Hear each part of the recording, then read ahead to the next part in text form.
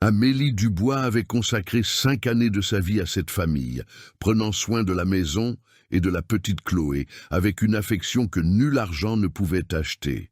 Mais en un instant, une accusation cruelle menaça de détruire non seulement son emploi, mais aussi son âme, sans que personne ne sache que la vérité se cachait dans le regard silencieux d'une enfant.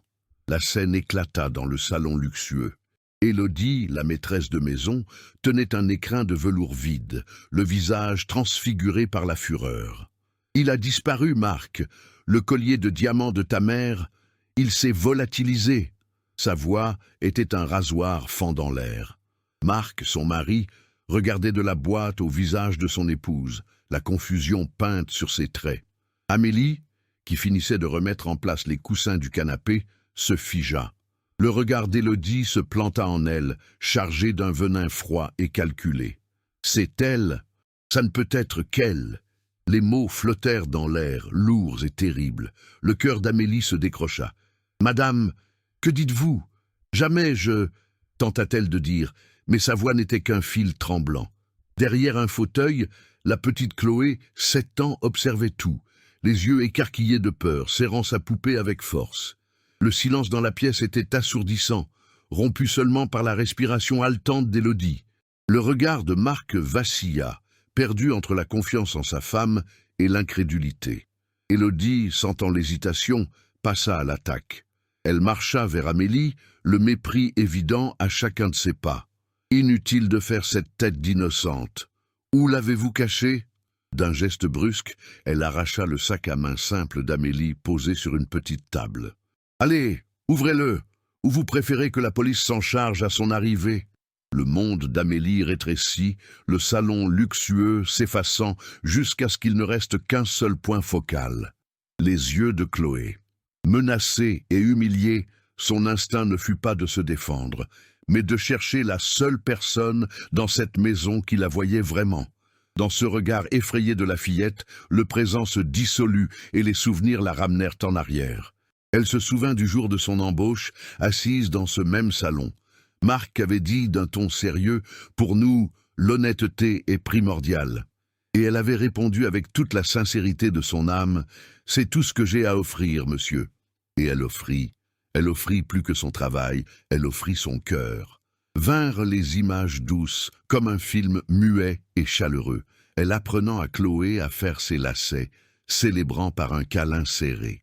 Elle calmant la petite après un cauchemar, chantant tout bas jusqu'à ce que le sommeil vienne, car Élodie avait dit que c'était juste un caprice. Les soirs où elle lisait des histoires, inventant des voix pour chaque personnage, et le rire de Chloé était la seule mélodie qui comptait.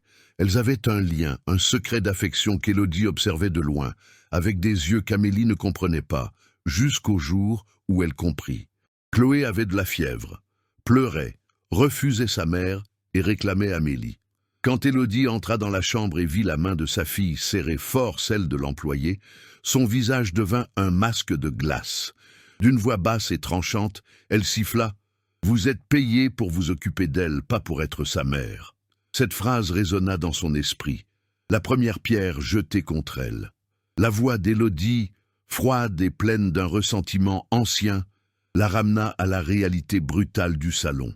La même femme qui l'accusait de voler l'amour de sa fille, l'accusait maintenant de voler un collier.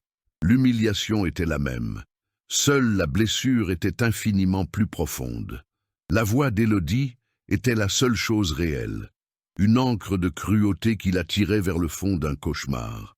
Amélie sentait le poids du regard de Marc, un mélange de déception et de pitié qui la brisait de l'intérieur. Que pouvait-elle dire ? Les mots justes, les phrases qui prouveraient son innocence semblaient s'être enfuies, la laissant la gorge sèche et la poitrine oppressée par une panique glaciale. Le désir de crier, de se défendre, était immense, mais le choc la paralysait. Son esprit ne parvenait pas à traiter la rapidité de la chute. Une minute, elle faisait partie de la famille. La suivante, elle était une criminelle. Elle leva ses yeux embués vers son patron, dernière étincelle d'espoir dans son cœur. « Monsieur Marc, s'il vous plaît, vous me connaissez. Depuis 5 ans, je dédie ma vie à cette maison, à votre fille. Croyez-vous vraiment que je... » La supplique mourut dans l'air. Élodie laissa échapper un rire bref et sans joie. Exactement, 5 ans. Assez de temps pour étudier chacun de nos gestes, pour gagner notre confiance et attendre le bon moment pour nous poignarder dans le dos. C'est toujours comme ça avec les gens de votre espèce. L'accusation était double. Il ne s'agissait pas seulement du vol, mais de qui elle était, d'où elle venait. Le souhait d'Amélie, à ce moment-là, était simple et désespéré. Survivre. Elle avait besoin de ce travail. Ce n'était pas un luxe, c'était la ligne qui séparait sa mère malade de l'abandon complet. Dans son esprit surgit le visage de Madame Dubois, la peau ridée par le temps et le souci, les yeux qui brillaient encore de fierté chaque fois qu'Amélie lui envoyait l'argent pour ses médicaments. Des médicaments qui contrôlaient l'hypertension et le diabète qui menaçaient de la consumer. Ce salaire payait le loyer de la modeste maison de campagne, la nourriture sur la table, la dignité de sa mère. Perdre cet emploi signifierait la condamner. Comment pourrait-elle regarder dans les yeux la femme qui lui avait tout appris sur l'honnêteté et lui dire qu'elle avait été renvoyée pour vol? La honte serait une sentence pire que la prison. Sa mère disait toujours « Ma fille, nous sommes peut-être pauvres, mais notre nom est le seul bijou que nous possédions vraiment. Prends-en bien soin. » Et maintenant, Élodie traînait ce bijou dans la boue, l'accusant de voler un objet sans âme, tout en volant à Amélie la seule chose qui comptait vraiment, son honneur. La douleur de cette prise de conscience était physique, une pointe aiguë qui lui coupa le souffle. C'était son plus grand désir, non seulement garder son emploi, mais laver son nom, regarder sa mère et dire que, malgré tout, elle était restée intègre. Mais comment? L'obstacle devant elle semblait une montagne infranchissable. D'un côté, Élodie, la femme du patron, riche, puissante, avec la voix ferme de celle qui a l'habitude d'être obéie. De l'autre, elle, l'employée, la voix brisée par les sanglots et les mains calleuses par le travail. C'était la parole de l'une contre l'autre, et elle savait parfaitement qui le monde croirait. La balance de la justice penchait toujours du côté qui avait le plus d'or. Marc, qui jusqu'alors semblait être un juge indécis, bougea enfin. Il évita le regard d'Amélie, comme si la vue de sa douleur était insupportable. « Élodie, peut-être que nous nous précipitons, » commença-t-il, mais sa femme le foudroya du regard. « Nous précipitons. Marc, le collier de ta mère, le bijou le plus précieux de notre famille, a disparu. Et la seule personne qui a été dans notre chambre aujourd'hui, c'est elle. Que te faut-il de plus ?» La logique était cruelle et irréfutable. Vaincu, il soupira, un son de défaite qui scella le destin d'Amélie. Il sortit son téléphone de sa poche. Le geste fut lent, délibéré, et pour Amélie, chaque seconde parut une éternité. Son monde s'arrêta. Elle vit tout au ralenti, son pouce se déplaçant sur l'écran, la lumière de l'appareil éclairant son visage sombre. Elle imagina la voiture de police s'arrêtant devant cette demeure, les voisins curieux regardant par les fenêtres. Elle s'imagina être emmenée, les questions humiliantes au commissariat, le casier judiciaire, tachant son nom pour toujours. Qui lui donnerait un autre emploi? Qui ferait confiance à une femme accusée de vol? L'image de sa mère, apprenant la nouvelle, s'effondrant seule. Cela la brisa. Elle regarda une fois de plus la petite Chloé, recroquevillée et pleurant en silence. Même la fillette, dans sa pureté, semblait sentir le poids de l'injustice. Mais que pouvait faire Amélie?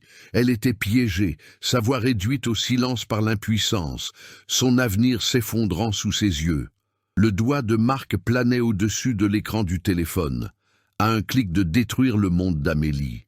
Le silence dans la pièce était si dense qu'on aurait pu le couper. Ce fut Élodie qui le rompit, avec un calme théâtral plus terrifiant que ses cris. « Attends, chérie, dit-elle, posant sa main sur le bras de son mari. Soyons justes. Donnons-lui une dernière chance d'avouer. » Elle se tourna vers Amélie, un sourire venimeux jouant sur ses lèvres. « Voyons voir ce que l'honnête Amélie transporte dans son sac. » Avant qu'Amélie ne puisse réagir, Élodie lui arracha le sac des mains tremblantes. D'un geste de pur mépris, elle le renversa sur la table basse en acajou poli. Les quelques humbles possessions d'Amélie se répandirent, pathétiques et exposées, sous la lumière du lustre en cristal.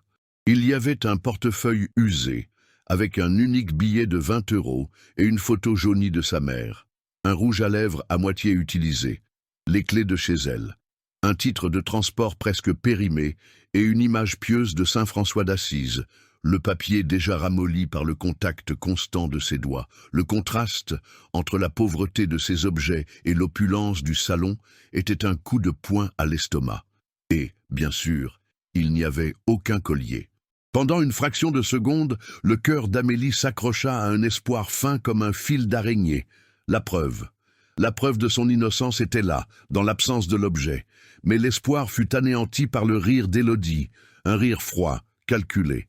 « Ah, mais bien sûr qu'il n'est pas là », dit-elle comme si elle expliquait l'évidence à une enfant. « Vous croyez qu'elle est stupide? Elle ne l'est pas, elle est dissimulée. Elle a déjà dû le cacher dans la poubelle pour le récupérer plus tard ou le donner à un complice dans la rue.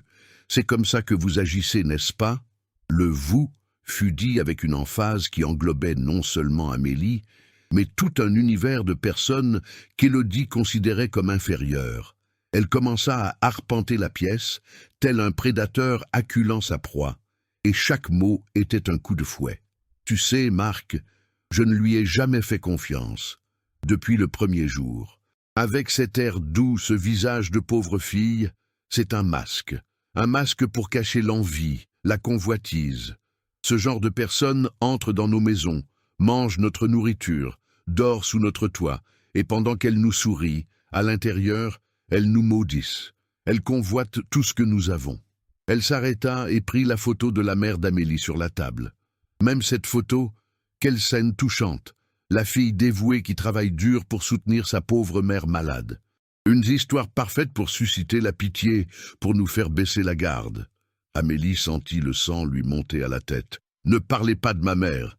cria-t-elle, la voix déchirée par la douleur. « Taisez-vous !» rétorqua Élodie, le volume augmentant. « Vous n'avez aucun droit de parler ici.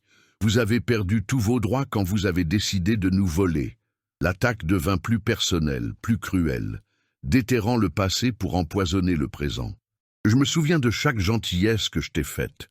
Ce manteau que je t'ai donné l'hiver dernier parce que tu tremblais de froid, tu l'as probablement vendu. L'avance que Marc t'a donnée quand tu as dit que ta mère avait besoin d'un examen, qui garantit que ce n'était pas pour acheter une futilité que tu ne peux pas te payer ?» Amélie sanglotait ouvertement maintenant, les larmes brûlant son visage. Chaque mot était une distorsion malveillante de la vérité, un couteau tournant dans la plaie de sa dignité.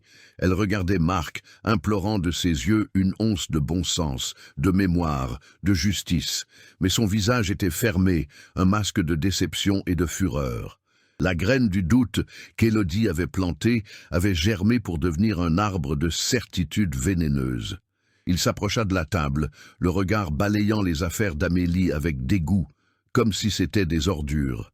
« Ça suffit, Élodie, » dit-il, mais il n'y avait aucune compassion dans sa voix. Il se tourna vers Amélie, et l'homme qu'il avait un jour engagé avec un sourire aimable avait disparu, remplacé par un bourreau. « Amélie, considérez-vous comme renvoyée. » Sur le champ. Le mot « renvoyé » fut comme une sentence de mort, mais il n'avait pas terminé. « Je veux que vous rassembliez vos affaires de votre chambre. Et quand je dis vos affaires, je veux dire seulement ce que vous avez apporté dans cette maison. N'osez pas emporter ne serait-ce qu'une épingle qui soit à nous. » Il fit une pause, le regard dur comme l'acier. « Et ne pensez pas que ça s'arrête là. Dès que vous aurez franchi cette porte, j'appellerai la police. Je donnerai votre nom complet, vos papiers, votre description. J'activerai tous mes contacts. Vous ne trouverez plus jamais de travail dans cette ville. Même pas pour balayer un trottoir. Je ferai en sorte que tout le monde sache que vous êtes une voleuse. » La menace était totale. Il ne s'agissait pas seulement de perdre son emploi, il s'agissait d'être effacé, exilé, marqué à jamais. L'avenir de sa mère, son propre avenir, tout partit en fumée. La force quitta les jambes d'Amélie et elle tomba à genoux, le sol froid et dur, un reflet de son âme brisée. « Non, monsieur Marc, s'il vous plaît, non !» implora-t-elle, les mains jointes en supplique. « Pour votre fille, pour Chloé, pour l'amour de Dieu, je jure sur la vie de ma mère, qui est la chose la plus sacrée que j'ai. Je suis innocente, Je n'ai rien volé !» Ces cris résonnèrent dans le salon silencieux. À la porte de la cuisine, l'une des cuisinières, attirée par le bruit, épia la scène. Ses yeux s'emplirent de compassion pour Amélie, mais un regard foudroyant d'Élodie la fit reculer dans l'ombre, abandonnant Amélie à son sort. Marc lui tourna le dos, un geste final et brutal de rejet. Élodie l'observait d'en haut, le visage débordant d'un triomphe pervers. Là, à genoux, entourée des débris de sa vie éparpillés sur la table, Amélie comprit ce qu'était l'enfer. C'était un lieu sans justice, sans compassion, où sa voix n'avait pas de son et sa vérité pas de valeur. Le temps se défit. Pour Amélie, agenouillée sur le sol froid, le monde s'était réduit au son de ses propres sanglots et à la vision floue de ses affaires éparpillées. L'humiliation était un manteau lourd qui l'étouffait, et l'énergie de se battre s'était complètement évanouie. C'était la fin. Elle entendit les pas de Marc s'éloigner, le son de la défaite. Élodie l'observait, un bourreau savourant l'exécution. Le silence des justes était ce qui faisait le plus mal. L'indifférence des bons. Mais alors, un autre son coupa la quiétude. Un son petit, fragile, un sanglot étouffé venant de derrière le fauteuil en velours. Chloé. La fillette avait été là tout le temps, témoin silencieux de la crucifixion de sa seule amie. La peur l'avait maintenue paralysée, une statue de terreur face à la fureur de sa mère et à la douleur d'Amélie.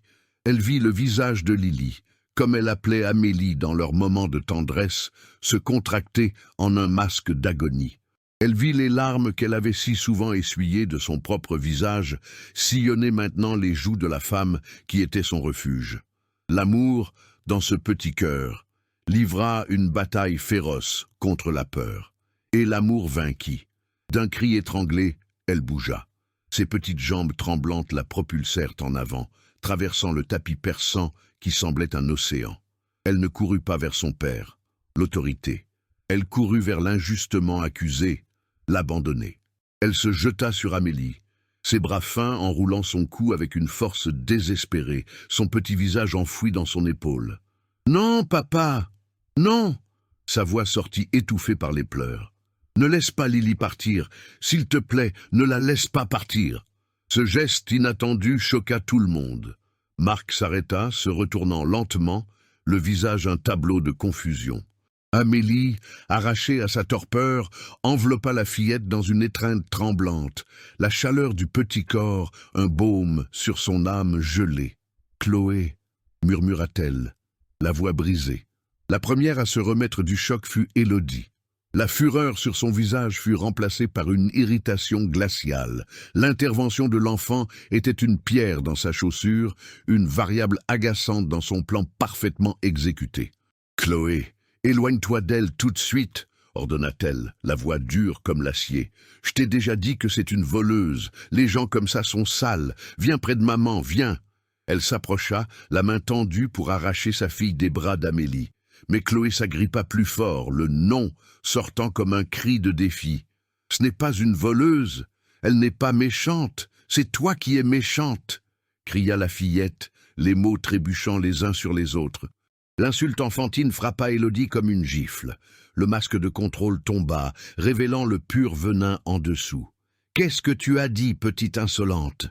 siffla-t-elle. « Regarde ce que cette femme t'a fait, elle t'a mis des idées dans la tête. Marc, tu vois, elle a empoisonné notre fille contre nous. C'est pour ça qu'elle doit partir. Maintenant, » elle attrapa le bras de Chloé, essayant de la tirer. Le contact physique, l'accusation finale, le mot « voleuse » répété comme un mantra profane, ce fut l'étincelle. Chloé se dégagea d'une traction surprenante. Elle planta ses pieds au sol, son corps minuscule tremblant de colère et d'un courage nouvellement découvert. Elle leva le menton, les larmes coulant toujours sur son visage, mais les yeux fixés sur ceux de sa mère, sans peur. Le silence régna de nouveau, dans l'expectative. Puis la voix de la fillette, étonnamment claire et forte, résonna dans la pièce. « Non !» Le cri fit reculer Marc d'un pas. Élodie se figea. « Lily n'est pas une voleuse », répéta Chloé, la voix ferme. « C'est toi, maman !» L'accusation tomba dans la pièce avec le poids d'une enclume. L'air se raréfia. Marc regardait de sa fille à sa femme, l'esprit tourbillonnant, incapable de traiter ce qu'il venait d'entendre. Amélie retint son souffle, le cœur battant à tout rompre. Le visage d'Élodie devint un masque pâle d'horreur et de panique. Le déni vint vite, désespéré. « Marc, ne l'écoute pas, c'est une enfant, elle est confuse, elle a peur. Cette femme lui a fait un lavage de cerveau. Chloé, qu'est-ce que maman t'a dit sur le mensonge? C'est la chose la plus laide au monde. Demande pardon tout de suite. » Sa voix était aiguë, presque hystérique. Elle tentait d'utiliser son pouvoir de mère, son autorité, mais il était trop tard. La vérité, une fois libérée, ne pouvait être rattrapée. Chloé ne se laissa pas intimider. La confusion sur le visage de son père lui donna la force dont elle avait besoin. Elle sentit que, pour la première fois, il écoutait vraiment. « Ce n'est pas un mensonge, » insista-t-elle, la voix nouée mais décidée. « Je l'ai vu. Je jouais à cache-cache dans le couloir. » Elle pointa un doigt tremblant en direction de la chambre de ses parents. « Je t'ai vu, maman. Tu as ouvert la petite boîte. Tu as pris le collier qui brille, le collier de mamie. Tu l'as regardé et tu as dit que Lily était une idiote et que tout le monde allait te croire. » La reconstitution de la scène, avec des détails qu'une enfant ne pouvait inventer, fut dévastatrice. Le monologue intérieur d'Élodie, verbalisé par sa fille, était la preuve irréfutable. « Tu as enroulé le collier dans un petit tissu et tu l'as caché, » continua Chloé, les yeux fixés sur son père. « Tu l'as caché tout au fond de ton tiroir à chaussettes, papa, sous les chaussettes noires, je l'ai vu. » Chaque mot était un clou dans le cercueil du mensonge d'Élodie. La mention du lieu exact, le tiroir à chaussettes, sous les chaussettes noires, était d'une spécificité anéantissante. Marc resta immobile, son visage passant de la confusion au doute, et du doute à un terrible et naissant soupçon. Il regarda sa femme, qui tremblait maintenant visiblement, le visage blanc comme du papier, les yeux écarquillés de pure panique. Il regarda sa fille, petite et fragile, mais avec la force inébranlable de la vérité dans ses yeux. Et enfin, il regarda Amélie, toujours à genoux, le visage mouillé de larmes, mais maintenant avec une lueur d'espoir renaissant de ses cendres. Le monde s'était renversé. Le retournement avait commencé. L'accusation spécifique de Chloé, avec la mention exacte de la cachette, plana dans l'air comme une sentence. Le temps s'étira, chaque seconde traînant avec un poids insupportable. Élodie, qui avait jusqu'alors maintenu une façade d'indignation, commença à s'effondrer. La panique, pure et sauvage, affleura dans ses yeux. Le déni devint frénétique, les mots trébuchant les uns sur les autres dans un torrent de désespoir. « Marc, pour l'amour de Dieu, c'est un mensonge, une fantaisie d'enfant, tu ne peux pas croire ça. Elle invente, tu ne vois pas? Cette femme, cette employée, elle l'a manipulée. Tu vas croire une enfant influençable ou moi? Ta femme? La femme qui partage ton lit, qui a construit cette vie à tes côtés. » Elle tenta de s'approcher de lui, de toucher son bras, d'utiliser l'intimité comme une arme, un bouclier. Mais Marc recula, un mouvement presque imperceptible, mais qui pour Élodie fut comme un abîme s'ouvrant entre eux. Il ne la regardait plus comme sa femme. Il la regardait comme une étrangère, une suspecte. Le doute dans ses yeux était une offense intolérable, et sa voix monta, devenant stridente. « Réponds, Marc, c'est sa parole contre la mienne. De quel côté es-tu » Marc ne répondit pas. À la place, il s'agenouilla lentement, se mettant à la hauteur des yeux de sa fille. Il ignora l'hystérie de sa femme, les pleurs silencieux d'Amélie. Il se concentra uniquement sur le petit visage effrayé de Chloé. D'une voix étonnamment calme, il demanda « Tu es sûr, mon amour? C'est très important que tu dises la vérité à papa. Tu es sûr d'avoir vu maman cacher le collier dans le tiroir à chaussettes ?» Chloé, encouragée par l'attention exclusive et la gentillesse de son père, hocha la tête, les yeux grands et sérieux. « Oui, papa. »« Sous les chaussettes noires ?» murmura-t-elle, la voix ferme. « Cela suffit. La certitude enfantine, la répétition du détail crucial. » Marc se releva. L'homme hésitant et confus avait disparu. À sa place, il y avait un homme avec un dessin froid et sombre. Il regarda Élodie, et pour la première fois, elle ressentit une véritable peur. Reste ici, Élodie, dit-il, la voix basse et contrôlée, ce qui l'effraya plus que n'importe quel cri. Vous tous, personne ne quitte cette pièce. Sans un mot de plus, il se retourna et sortit du salon. Chaque pas résonnait dans le silence mortel. La marche dans le couloir jusqu'à la chambre conjugale parut durer une vie entière. La lumière du soleil de l'après-midi entrait par les fenêtres, éclairant les photos sur le mur. Photos du mariage, de voyage, d'une vie heureuse qui semblait maintenant un mensonge élaboré. Cette maison, qu'il avait construite comme un sanctuaire pour sa famille, semblait soudain un théâtre de fausseté. Laissés derrière dans le salon, les trois restèrent dans des limbes torturants. Élodie tremblait, alternant entre murmurer le nom de son mari et lancer des regards de pure haine à Amélie. Amélie, de son côté, s'était levée, tenant fermement la main de Chloé, comme si la fillette était sa seule ancre dans la réalité. Elle ne ressentait pas encore de soulagement, seulement une peur nauséabonde de ce qui allait arriver.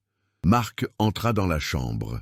L'odeur familière du parfum d'Élodie, le lit parfaitement fait, tout semblait une moquerie.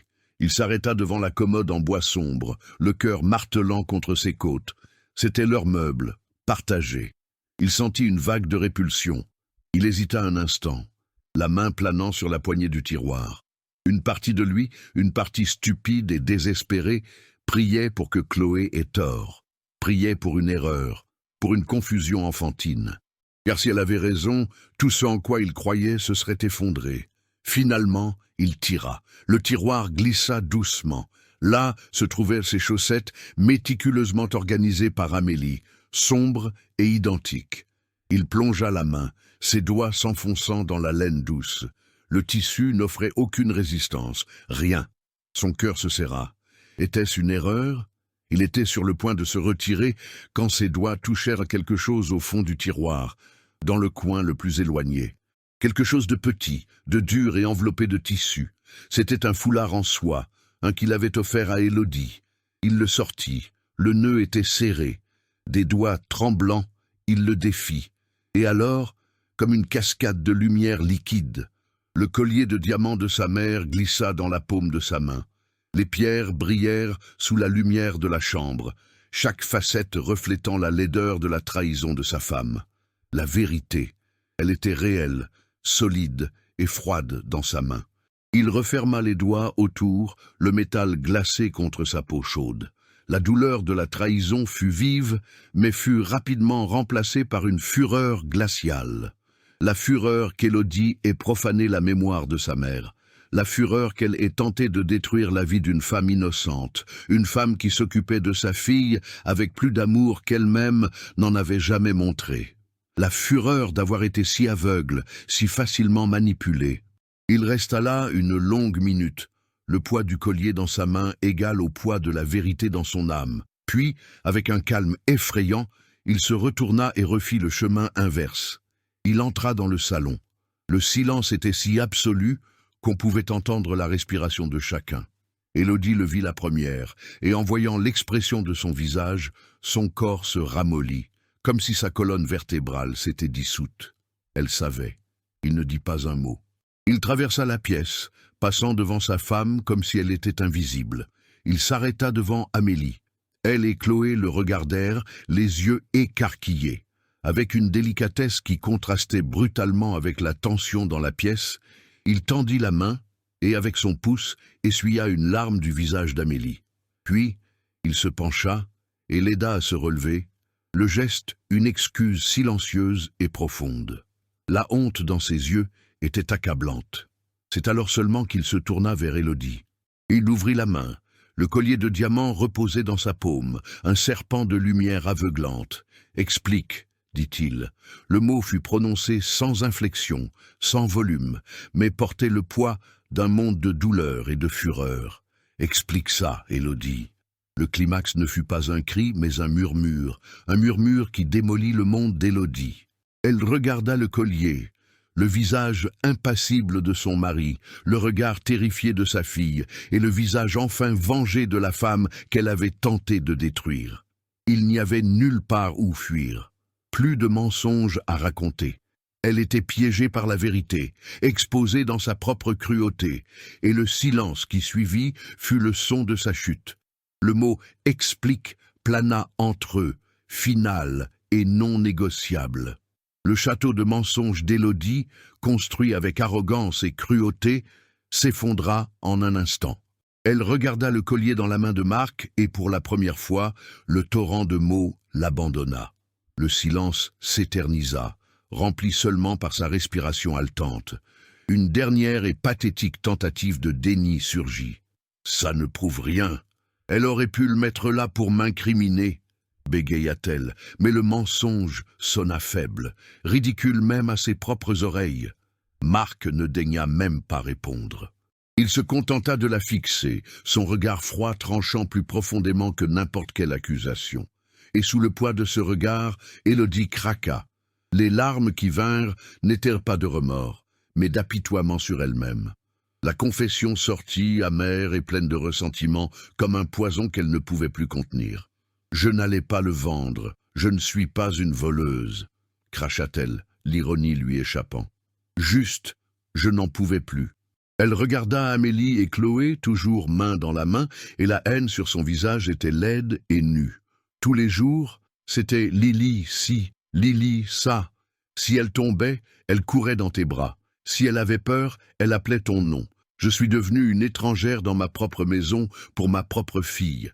Tu me l'as volée petit à petit, avec ton air de sainte, avec ta patience infinie. La vérité était encore plus sordide qu'on aurait pu l'imaginer. Ce n'était pas la convoitise d'un collier, mais la jalousie d'un amour qu'elle ne savait ni comment conquérir, ni mériter. Elle préférait détruire une vie innocente qu'admettre son propre échec en tant que mère. Marc écouta tout, chaque mot abject, sans bouger un muscle. La révélation de la mesquinerie de sa femme le remplit non de colère, mais d'un dégoût profond et glacial. Quand elle se tut enfin, épuisée par sa propre méchanceté, il parla, la voix dénuée de toute émotion. « Terminé, Élodie ?» Elle le regarda, incrédule. « Quoi ?»« C'est terminé, » répéta-t-il. « Fais une valise avec ce qui t'appartient et quitte ma maison, aujourd'hui. Tu ne peux pas être sérieux. Marc, c'est notre maison, notre famille. » « Il n'y a plus de notre famille, » rétorqua-t-il la voix tranchante. « Tu l'as détruite aujourd'hui. Tu n'as pas accusé Amélie de voler un bijou. Tu as tenté de voler la vie, l'honneur et l'avenir d'une femme innocente. Tu l'as humiliée, terrorisée, et tu as fait tout ça devant notre fille. La leçon que tu as donnée à Chloé aujourd'hui, ça, je ne le pardonnerai jamais. » Il s'approcha et prit la main libre de Chloé, se plaçant entre sa fille et sa mère. L'image était puissante. Lui, Amélie et Chloé, une nouvelle et improbable unité, avec Élodie à l'extérieur comme une étrangère. « Mes avocats te contacteront demain, » conclut-il. « Maintenant, sors. » Vaincue, Élodie lança un dernier regard de haine à Amélie et quitta la pièce, les épaules enfin courbées par le poids de sa chute. Un silence différent s'installa. Il n'était plus tendu, mais lourd de honte et de remords. Marc laissa échapper un long soupir et se tourna vers Amélie. La dureté de son visage s'effaça, laissant place à une expression de profonde douleur. « Amélie, » commença-t-il, la voix nouée, « il n'y a pas de mots. Il n'y a rien que je puisse dire qui efface ce que j'ai fait, ce que j'ai permis qu'il vous arrive dans cette maison. » Il la regarda dans les yeux, et pour la première fois, elle vit l'homme derrière le patron, un homme faillible, aveugle et terriblement honteux. « Je vous ai manqué de respect. En tant que patron, en tant qu'être humain, j'aurais dû vous protéger, j'aurais dû faire confiance à la femme intègre qui travaille pour moi depuis 5 ans. Au lieu de cela, j'ai cru au mensonge, parce que c'était plus facile. J'ai été faible et ma faiblesse a failli vous détruire. Pardonnez-moi. » La supplique était sincère, venant du fond d'une âme repentante. « Je sais que je ne le mérite pas, » continua-t-il, « mais je dois vous le demander, pas pour moi, pour elle. » Il regarda Chloé. « Restez, s'il vous plaît. L'argent n'est pas un problème, votre salaire sera triplé, ce que vous voudrez. Mais ce n'est pas pour ça. C'est que cette maison, sans vous, n'a plus de cœur. Chloé a besoin de vous. J'ai besoin qu'elle grandisse avec votre exemple de bonté et de force, pour qu'elle ne devienne jamais ça. » Amélie regarda la fillette, qui la regardait en retour avec une confiance absolue. Elle regarda l'homme en face d'elle, brisé, mais essayant de se reconstruire. Elle pensa à sa mère, au soulagement qu'elle ressentirait. La leçon de cette journée terrible se cristallisa dans son esprit. La vérité n'avait pas besoin de cris, seulement d'une voix courageuse, aussi petite soit-elle. La dignité, une fois défendue, brillait plus fort que n'importe quel diamant.